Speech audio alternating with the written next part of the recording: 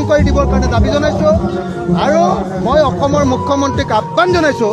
Accident হ'ল, সেই এক্সিডেণ্টটো হোৱাৰ কাৰণেহে গম পালে যে ডিমা হাছাও এলেকাত এনেকুৱা ধৰণৰ কয়লাৰ অবৈধ খনন চলি আছে।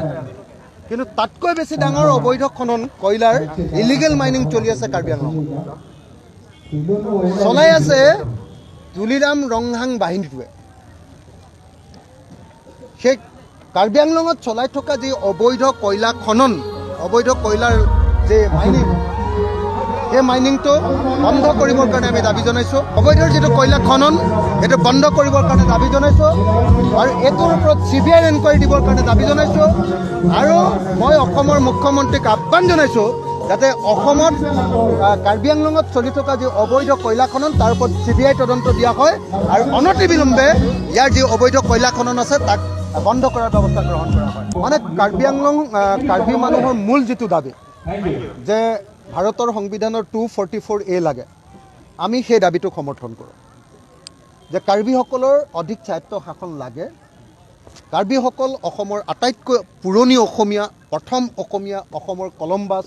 বিষ্ণুৰা ভাই কৈছে যে অসমৰ কলমবাজ প্ৰথম অসমীয়া কাৰ্বিসকলেই যদি অসমত যদি স্বশাসন নাপায়, নিজে নিজক শাসন কৰাৰ অধিকাৰ নাপায়, তেতিয়াহ'লে কোনে পাব?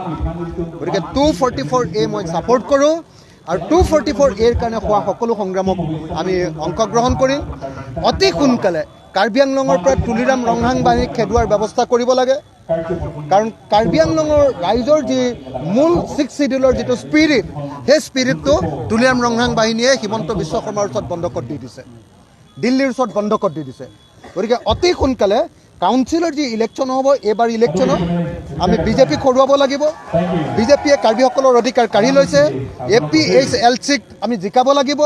জন ইংতি কাঠাৰক আমি ইয়াতে শাসন দিব লাগিব আৰু লগতে আমি স্পষ্টভাৱে কৈ দিছোঁ যে আগন্তুক বিধানসভা নিৰ্বাচনত আমি সৰ্বতোপ্ৰকাৰে সহায় কৰি ইয়াত বিজেপিক হৰুৱাই APHLCক জিকাবৰ কাৰণে আমি সকলোৱে কাম কৰিম। মই নিজেও তাৰ কাৰণে খাটিম। মই এই মুহূৰ্তত আজি APHLCৰ প্ৰতিষ্ঠা দিৱসত তেখেতসকলক আদৰণি জনাইছোঁ, শুভেচ্ছা জনাইছোঁ, অভিনন্দন জনাইছোঁ আৰু কাৰ্বিসকলৰ এই সংগ্ৰাম আগুৱাই লৈ যাবৰ কাৰণে মই আশীৰ্বাদ দিছোঁ। মানে কাৰ্বি স্বায়ত্তশাসিত পৰিষদ আৰু ডিমা হাছাও স্বায়ত্তশাসিত পৰিষদ, এই দুইটাক হিমন্ত বিশ্ব শৰ্মাই আমাৰ দিছপুৰে মানে সদায় ATM হিচাপে ব্যৱহাৰ কৰি আহিছে। এই দুটা একদম ATM আৰু যেতিয়াই দৰকাৰ হয় তাৰ পৰাই পইচাটোও মাৰে, যেতিয়াই দৰকাৰ হয় সেইটো কৰে। গতিকে মই ভাবোঁ যে হিমন্ত বিশ্ব শৰ্মাৰ ATM ৰূপে আমাৰ কাৰ্বি স্বায়ত্তশাসিত পৰিষদক আৰু ডিমা হাছাও স্বায়ত্তশাসিত পৰিষদক ব্যৱহাৰ কৰিবলৈ কেতিয়াও দিব নালাগে। তুলিৰাম ৰংহাঙৰ আৰু দেবুলাল গাৰোচাৰ এই যিটো জাতিদ্ৰোহী, তেওঁলোকৰ নিজৰ জাতিৰ প্ৰতি যি অন্যায়, সেই অন্যায়টো আমি সকলোৱে বিৰোধিতা কৰিব লাগে। মই আকৌ এবাৰ এটা কথা কৈছোঁ যে আমি 244A ছাপোৰ্ট কৰোঁ, কিন্তু কাৰ্বি আংলঙত থকা কাৰ্বি ৰাইজে অন্যান্য খিলঞ্জীয়া মানুহক ইয়াত কিন্তু অধিকাৰ প্ৰদান কৰিব লাগিব। এখন ৰাজ্য, এখন ঠাই কেৱল এটা জাতি মানুহ বসবাস নকৰে। কাৰ্বি আংলঙতো অকল কাৰ্বিসকল বসবাস নকৰে, অন্য যি খিলঞ্জীয়া জাতি জনগোষ্ঠী আছে তেওঁলোকৰ প্ৰতিও সমান অধিকাৰ আৰু সমান মৰ্যাদা তেওঁলোকে পোষণ কৰিব লাগিব। সেইটোৰ বাহিৰে বাকী চব আন্দোলনতে মই তেওঁলোকৰ লগত আছোঁ। অখিল গগৈ ডাঙৰীয়াদেৱে যি মন্তব্য আগবঢ়াইছে সেই মন্তব্য সঁচাকৈ শলাগ ল'বলগীয়া। যিভাৱে অবৈধভাৱে হৈ থকা কয়লা খননৰ ওপৰত এনেধৰণৰ মন্তব্যৰ হয়তো বিজেপি চৰকাৰখনৰ বহুত খং উঠিব। গতিকে সকলো ৰাইজ সজাগ হ'বৰ হ'ল, নহ'লে হয়তো এই বিজেপি চৰকাৰখনে অসমখন একেবাৰে ধ্বংস কৰি পেলাব।